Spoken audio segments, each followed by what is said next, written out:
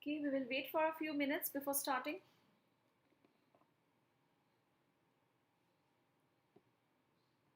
Since I can see only one person joined. Okay.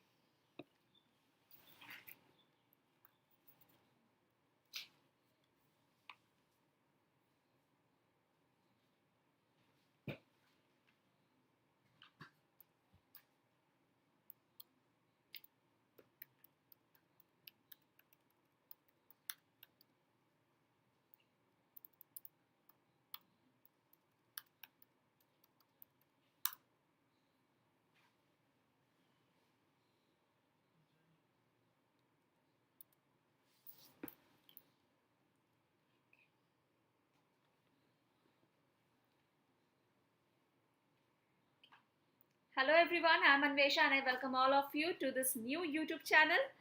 If you are new to this channel, then don't forget to subscribe and also hit the bell icon. And in the description box down below, you will find the link to Unacademy's Telegram channel. So do join that channel so that you get all the PDFs of YouTube classes.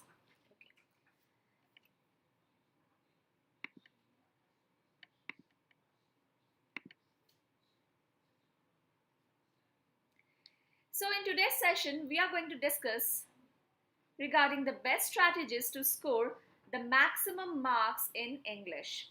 Okay. So let's see. Before starting the session, I would request all of you to please share the session with your friends. Since this is a new channel, so we would require your support. So please do share the video with your friends. Please do share the session with your friends and also please like the session. Okay, so let's begin. So at first we need to know how to approach the exam. Okay, so at first we will discuss how to approach the exam and then we will discuss regarding our preparation strategy of each subject.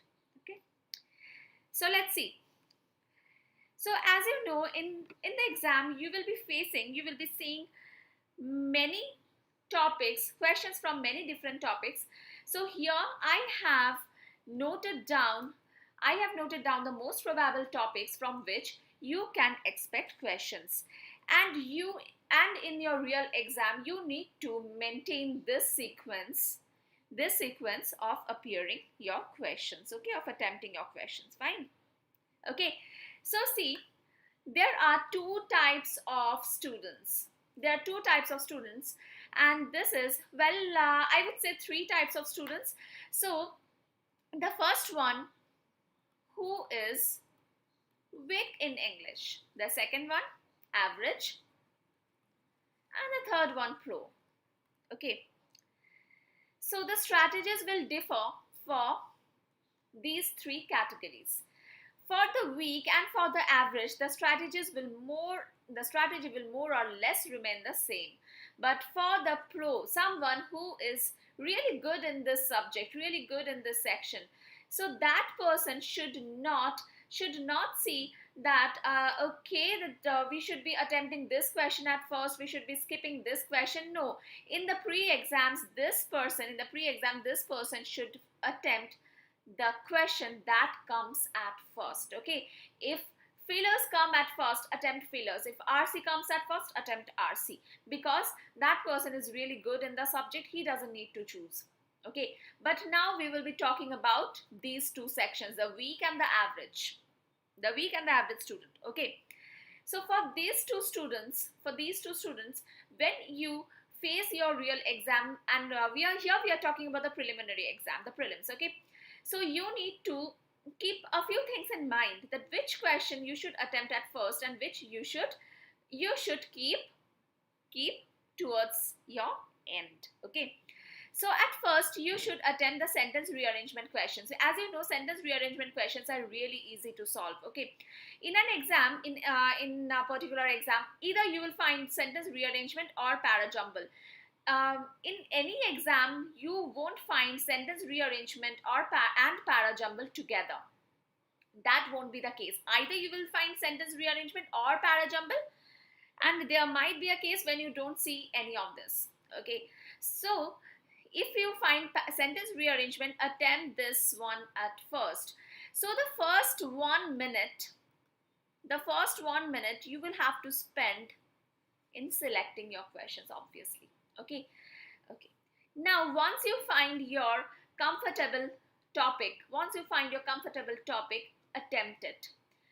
In my opinion, these are the comfortable topics. At first, you should attempt sentence rearrangement and then you should go to fillers. Okay, fillers in a prelims exam, generally we see single fillers. But in some exams, you might find double fillers as well. But these will be very easy to solve. Okay, and then you should go to spelling test. Well, fillers and spelling test, both these topics are really easy and interchangeable. Okay, either attempt spelling test first or attempt fillers first, whichever comes first in your exam. Okay, then you should go for match the columns. Well, match the columns, this topic is also a easy one. This topic is also an easy one, but the thing is, in match the columns, a considerable amount of time is spent on option testing. So this is a bit time taking. Okay, this is a bit time taking. So I recommend you to keep it after these topics: sentence rearrangement, fillers and spelling test, which are really very easy and very fast to solve. Okay, and after that you should go for cloze test. Okay, one thing for sure: reading comprehension, connectors and starters, and para jumble, these three topics should be solved at last, towards the end of your exam. Okay, because generally what happens, if we take reading comprehension at the first, then a considerable amount of time will be spent here. Okay, probably you will be spending 10 minutes in solving a reading comprehension if you take this one at first, which is not recommended. Okay, what happens if you take this at last? You know you have only 5 minutes left with you. Okay, or 6 minutes left with you, and you will have that sense of hurry or sense of emergency in your mind. Okay, and our mind works and our brain works according to that, and then your comprehending speed, your reading speed, everything will increase automatically. Okay, so you should keep these topics at last. And connectors and starters, okay, in your prelims exam, the level of connectors and starters questions will be very easy.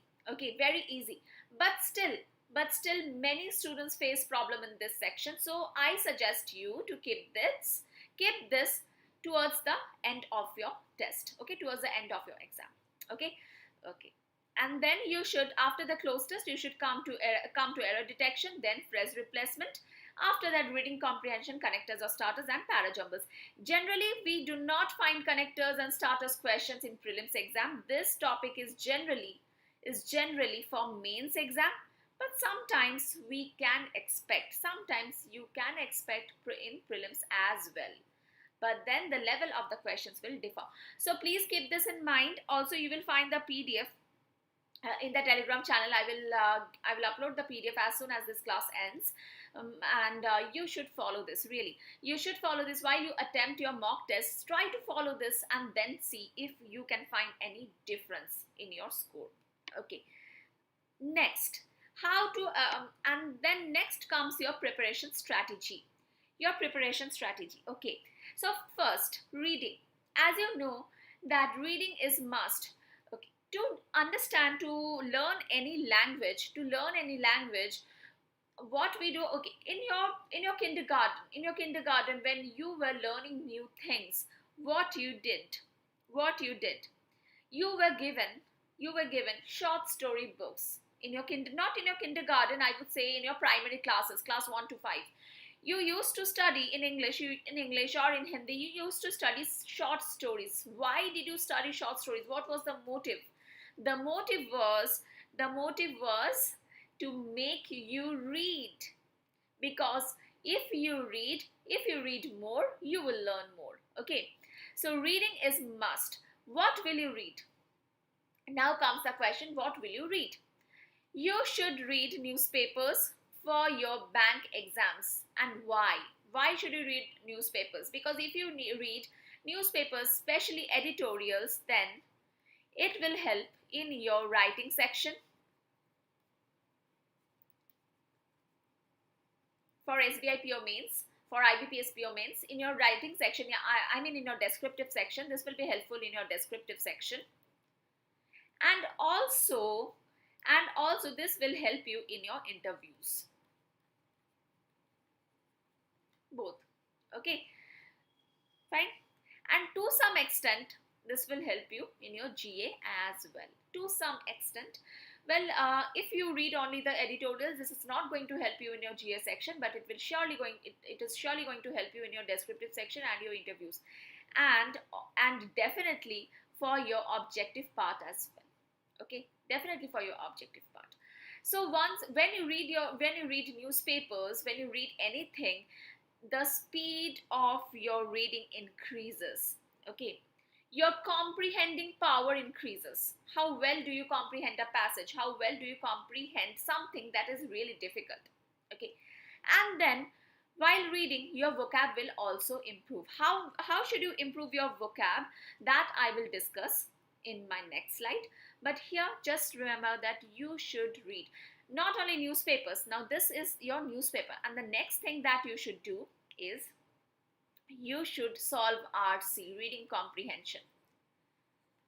Now, why do I ask you to solve reading comprehension when you are already reading newspapers? This is because when you read newspapers, it is a one-way thing. You read it, you understand it, and you keep it in your somewhere. Keep it somewhere, okay?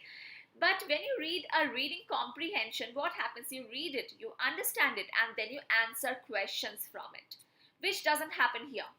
So I can say that reading comprehension is interactive because you are reading it, you are understanding it, and then you are assessing yourself how much you understood from the questions. But here you cannot assess yourself. Okay, and in your exam, your examiner is there to assess you. Right, your examiner is there to assess you. So in exam, you have to read, you have to comprehend, and you have to answer questions. So you should build the practice from now onwards. Okay, from now itself, you should build the practice, right? So you should solve reading comprehension daily, every day. Please solve at least 2 RCs. If you are attempting mock tests, then you're solving RCs over there. If not, then attempt free quizzes. You can take up Unacademy Plus courses. There also you get practice sessions. From there you can practice reading comprehension. Online also you will get plethora of materials to solve. Okay, to practice. Fine. So this is necessary: newspaper reading and solving reading comprehension. Okay. So many of you ask me that how to improve the reading speed. How to improve reading speed? So the only way to improve reading speed is to read. Your reading speed will improve if you read. And what will you read? Again, newspapers and solve reading comprehension. Very, very important. It is very important to solve reading comprehension. Next, vocabulary. Okay. So why is vocabulary necessary at all? Vocabulary is necessary to solve your fillers question, to solve your closed test questions, to solve vocab questions that are asked in your RCs. Okay. So for these, and also for spelling test. For spelling test questions also you need vocab. Okay. And in your mains exam you definitely require a good vocabulary. And how should you enhance your vocabulary? Okay. One way is, this is the most effective in my opinion, that is your newspaper editorial. Whenever you find a difficult word in your editorial, please note down that word. Whenever you find a difficult phrase, please note down that phrase in your notebook. Maintain a separate notebook for this purpose, for vocabulary. Okay, note down that word or note down that phrase, and then write its meaning in your mother tongue, in your vernacular language. Okay, write its meaning, and then write the synonym, note down the synonym and the antonym of the word in English, and then try to frame a sentence from that word. Try to frame a sentence with that word. Okay, fine. So this way you are going to improve your vocabulary. Now you see, suppose you start this process from today, and today you get 10 words, yeah, or 20 words, say 20 words. Now you think, what will you think after you get 20 words? Okay, this is a difficult job. This will be your feeling. But believe me, trust me, the next day, tomorrow, when you again read the newspaper, you will find many common words. So it won't be required to note down those words again.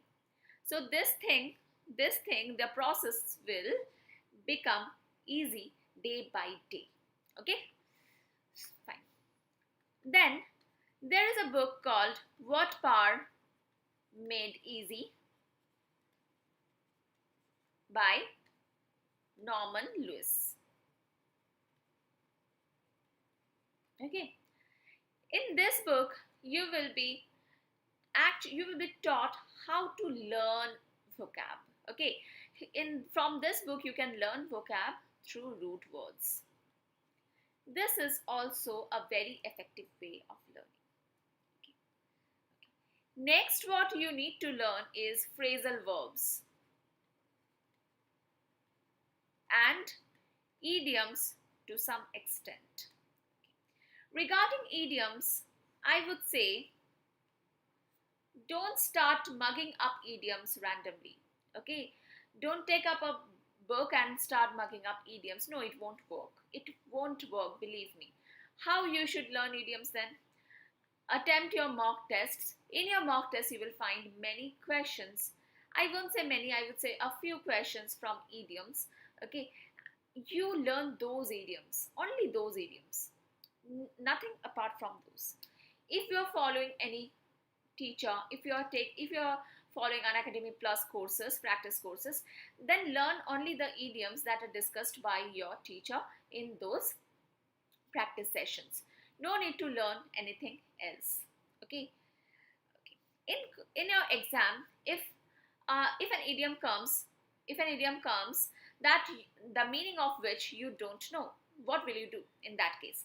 In that case, you have to make out the contextual meaning of that idiom, because that idiom will be in a sentence.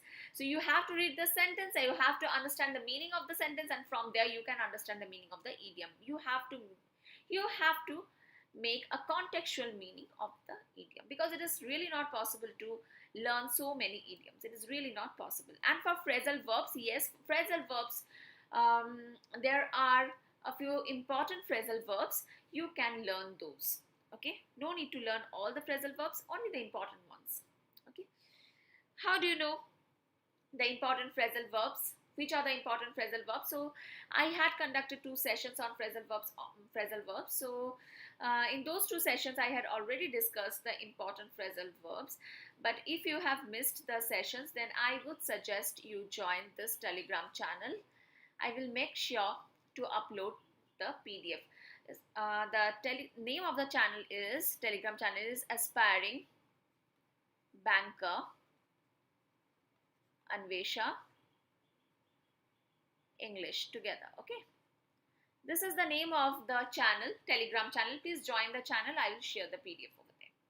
I had conducted phrasal verbs classes in Unacademy's YouTube channel and in Unacademy platform, but if you have missed it, then I will upload the PDF over here. Okay, fine. Next comes the grammar part. You will find many people saying, skip the grammar part, only read and you will get good marks. You will fetch good marks in your exam. No, this is not right. This is not right. If you are from a Hindi medium background or any vernacular language medium background, okay, then you need to learn grammar in detail. You need it. If you're from an English medium background, then okay, I can understand that you already have a foundation, okay, you already have some knowledge. So in that case, probably you will fetch good marks if you only read and solve questions. But if you have clearly no idea, if you have clearly no idea about grammar, then you need to learn. Otherwise, you won't be able to answer questions. Okay, from grammar part, you will get phrase replacement questions and error detection. Okay. To some extent, I will say from grammar, you can solve closed test and fillers as well. Because you know, if you see a noun, then you know before that noun, you should place an adjective. So this kind of knowledge comes only from grammar. Okay. So grammar helps you in solving closed test and fillers as well. Okay. Apart from phrase replacement and error detection. Okay. So what are the grammar chapters that you should put your attention into? Now you see, grammar is such a thing that you cannot skip any chapter. Okay. You have to go through all the chapters, you have to learn all the concepts. But here I have listed the topics from where most of the questions you will find in exam. But then all the concepts are related. So you must know all the concepts.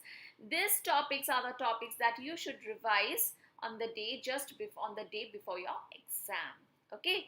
Subject verb agreement, very very important. Infinitives and gerunds. Okay. Adverb, fixed preposition, parallelism, conditional sentences, conjunctions. These are very important chapters.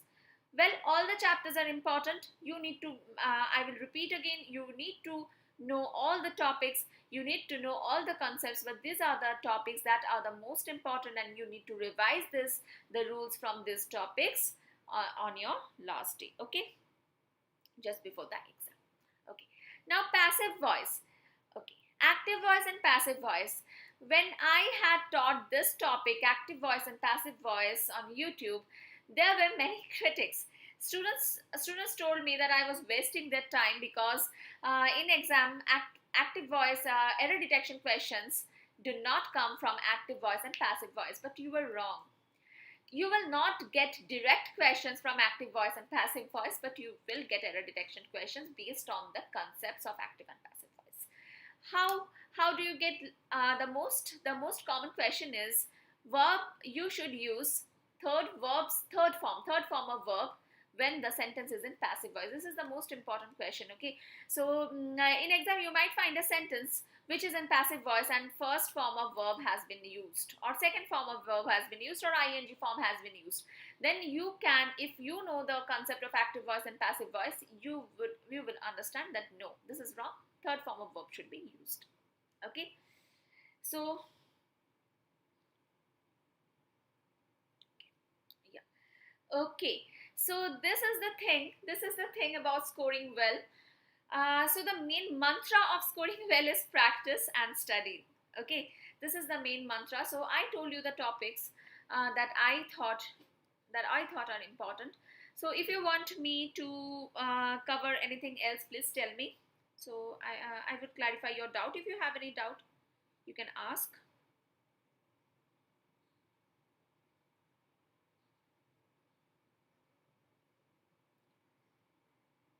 I'm waiting to take your doubts.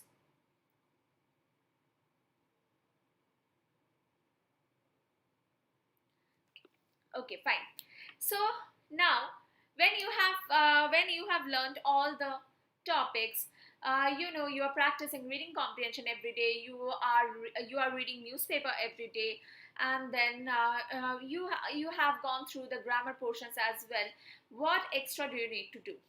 The extra thing that you need to do is please attempt quizzes, English quiz or English sectional test. Sectional test or quiz. You need to attempt this so that your accuracy as well as your your speed increases. Okay, so you need to attempt quiz every day. Please make it a habit. Attempt 2 quizzes of each of 15 minutes duration, 15, 15, 30 minutes. And if you're attempting a speed test of 30 minutes, one should be enough. How to attempt RC? For prelims exam as well as for mains exam, I would recommend to read the passage first and then go to the questions. Okay, but if your passage is very long, super long passage, then what should you do? In that case, if your passage is really very long, it consists of say 5 or 6 paragraphs, 7 paragraphs. In that case, you should read your questions first and then come to the passage. When the passage is super long, just remember the questions are going to be direct. But the questions are not going to be indirect. Okay, so in that case, you should first look at the questions, look at the keywords, and then try to look at that in the passage. Okay, fine.